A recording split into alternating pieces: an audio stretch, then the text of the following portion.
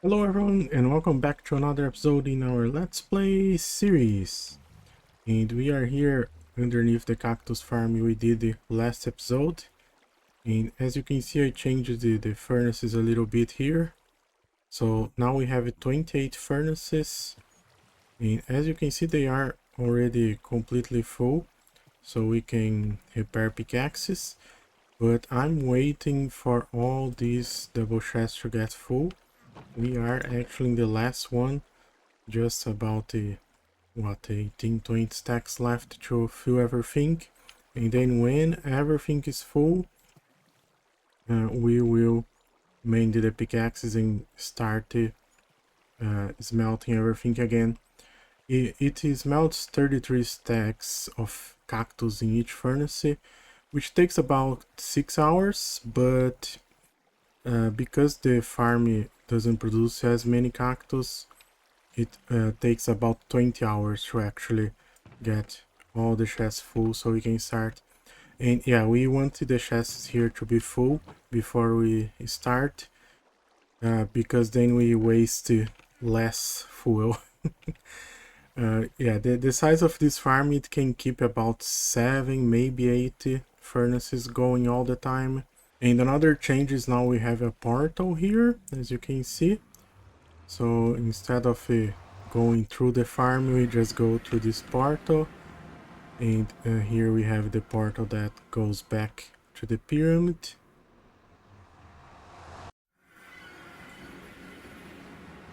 Yeah, there it is, the farm. And this very slow farm here, very slow cactus flower farm, has produced the 36 cactus flower in what, 2 weeks since the last video or something like that. So yeah, it's very slow, but I'm not gonna use the cactus flower for anything, so who cares? And yeah, we can still enter the farm here if we want, but yeah, I don't need it to anymore. We are here in the end in our storage, and I have been thinking this new way to load the random ticks. What else can we use for that? Maybe oxidizing copper, amethyst farms, right? Load the geode, mushroom farms that are very slow, but if you can load them every second, right? Run them 24/7, then maybe it's worth it. Yeah, I don't know. There is quite a lot of stuff we can do. Of course, all the crops, right?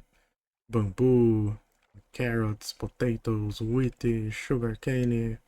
Yeah, there is a lot of stuff we can load, including maybe load a kelp farm so we have enough fuel to smelt the cactus, because we might run out of coal someday. Let's see. Yeah, we might need to mine some more overall perimeters. Okay, we are here in the nether and we have been mining. When I say we, this is single player, you know. It's just a way to a way the YouTubers say, right? We. I mean, this is called a let's play, even though I usually play mostly on stream and here just show what I did. Yeah, I did mine everything on this party all the way to lava level here, layer 32. But we still have all that part behind the printer and all that area that is about 400 by 500. So yeah, there is still a lot of stuff to do here. Probably all the way to the end of the year to finish this expansion. But let's check here the tropical fish Pokédex I found. It's fine, there it is. Yeah, let's check here the 2 more champions for our tropical fish tournament, because we do one every Sunday. So since the last episode we already had the 2 more tournaments. And yeah, as you guys remember, Aki won week 1, week 2 Tibsan wings with a spotty black cyan, and wiki number 3, Grindian wings with sunstreaky head green. But let's go back to the battle arena, I guess, so I can show you guys some changes. Okay, we are back here in our tropical fish battle, and the change I want to make is we have the advantage for the colors, right? So if one fish has the first color that is the second color of the other fish, then the fish with the first color has an advantage. Like, for example, let's see if I can find an example here. So this one is green pink and this one is brown green. So if these two are battling, this one has green as its type and this one has green as its weakness, so this one would have an advantage, right? And what I was doing before is I was pressing a button selecting one fish here and one type of fish here to have it also an advantage, but now I want to do some kind of advantage like this. Let me do this and I will explain better.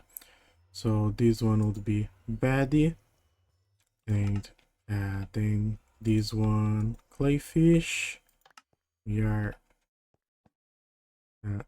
randomizing here greenly, and the last one is spotty. Yeah, so now what's gonna happen is Betty will have advantage against Sunstreaky, Sunstreaky will have advantage against Clayfish, Clayfish will have advantage against Snooper. And I did this skipping, like it is always one big fish and then one small, big, small, right? Because that way, if both fish are big, we already know there is no disadvantage, we don't need to check. And if both fish are small, there is no disadvantage, we don't need to check. So yeah, now, and this will be forever this disadvantage. So now I guess I don't need these droppers here anymore. We can place some smooth quartz here, which I might have some in this chest. No, that's normal quartz. It's fine, I will get some later and replace that. Okay, now that our fishy business is done, I wanna start decorating these portals, because right now they are just portals and I know where each portal is, but it would be easier if they were decorated. Like, for example, I know that this one is the Guardian Farm. It's very obvious, right? This is where the Guardians come through and die, and there's a storage there. But all the other portals are a little bit harder to notice. Maybe this one is obviously the Vault Hunters one. Yeah, it is a little bit decorated, right?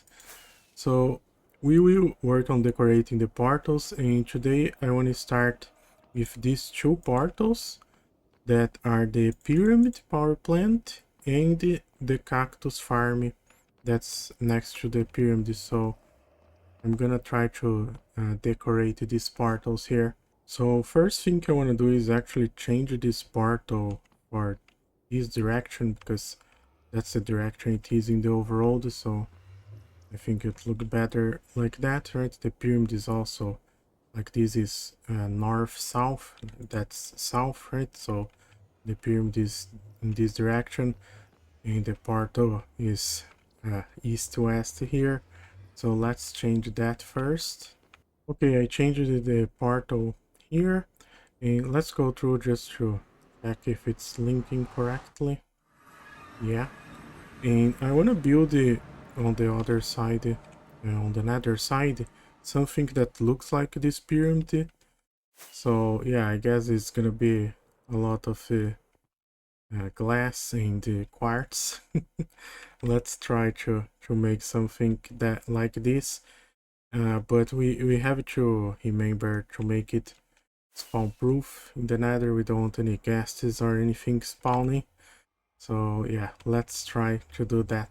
Okay, so the first thing is let's try to figure out what is the smallest pyramid we can do here, I guess. And yeah, I don't know if this is gonna look the best, but we will try here. Let's let me try to just go up here. And on the overall side we have a gold top with a lightning rod, so maybe this will look okay. And I think I'm gonna switch the floor for quartz to look more like the pyramid.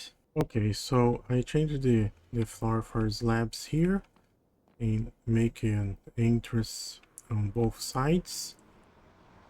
But I think it might be better if I change this part here also to chiseled blocks.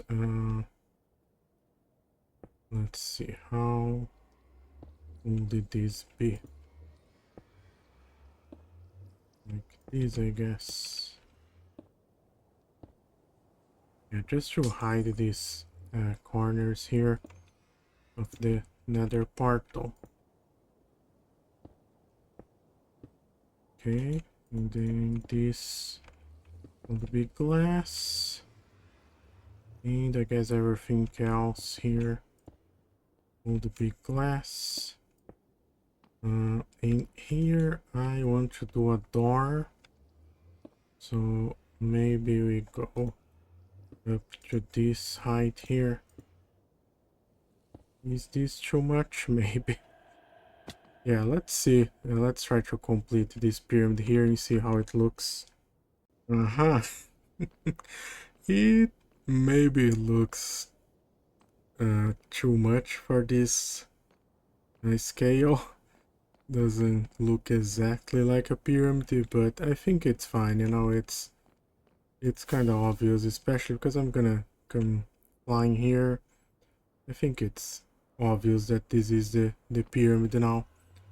And yeah, let's try to decorate the cactus farm 1, 2. I think it's just gonna be a bunch of slime glass, slime terracotta, and quartz slab, so let me try to do that. Ah, there it is, the cactus portal. And the final touch, the cactus flower. Oh, this is even. It's fine. Yeah, but might be a little bit misleading because actually if you want cactus flower you have to go through this portal. Yeah, I don't know. This is, I guess, a minimal approach, right? Doing something that remembers where it goes in the overworld, but very, very small scale. Like I was looking on the other side here, and if we look at that pyramid, this is actually a miniature version of the pyramid. And we could build something like this in the nether. We definitely have space there. We mind all the nether, right? It's space is not a limiting factor there, but I don't know. You guys tell me. Let's go back there and you guys tell me in the comments if you think I should do something a little bit bigger scale, or if this here is fine. You know, it is very obvious now that that's the cactus farm, this is the pyramid. But yeah, the problem is, like, if I make this bigger, then it probably will intersect this other portal here. But for most other portals, they are very far away from each other. But yeah, I'm happy with this, especially because we actually did play this a little bit in this video. Usually I just show what I have done on stream, but today I guess we did placed a few blocks here. But yeah, to finish this episode, I wanna test something. Let's open the door here. Well, everyone knows that trick that you can push sand into the end portal and duplicate it. But my question is, does it work if I push? No, wait. I needed to put this one block over. Let's place a block here. Yeah, does that work if I push a player into the end? Let's see if this works.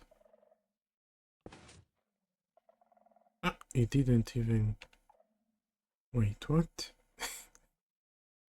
It broke my button? What happened? Okay, maybe I need to place the button here. Let's try this now. Oh my god, that's crazy, it actually worked. Oh no. Now we have it, two dogs. Bye.